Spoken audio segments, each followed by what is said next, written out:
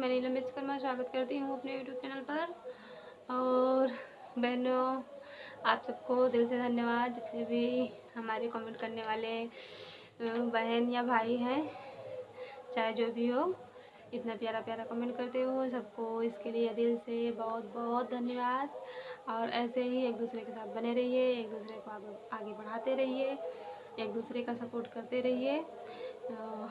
और हम भी आप सबका सपोर्ट करते रहेंगे। जिस तरह आप लोग हमारा कर रहे हो उसी तरह हम भी करेंगे।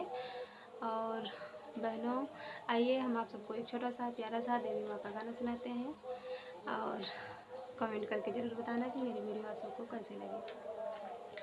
अम्बे मैया झूले झूलनवा, अम्बे मैया झूले झूलनवा, चांदी का पलनवा हीलेला हो, चांदी का पलनवा हीलेला।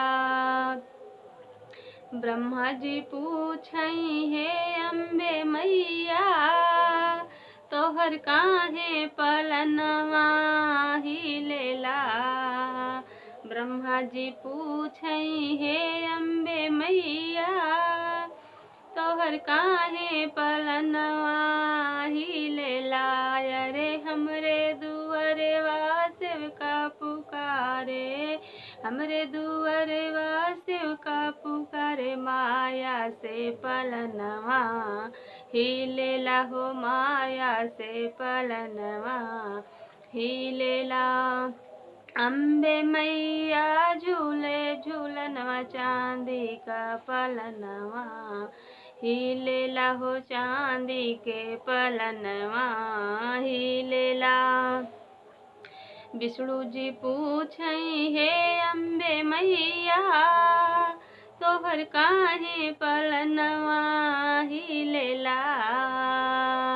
अरे हमरे दुअरवा सेवका पुकारे, माया से पलनवा हीलेला हो, माया से पलनवा हीलेला।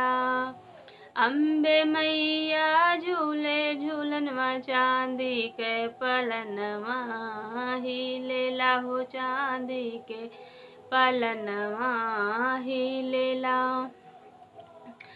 शंकर जी पूछई हे अम्बे मैया, तोहर काहे पलनवा हीलेला।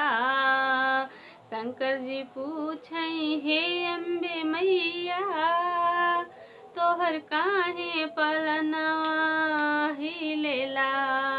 अरे हमरे दुअरवा सेवका पुकारे, माया से पलनवा हीलेला हो, माया से पलनवा हीलेला।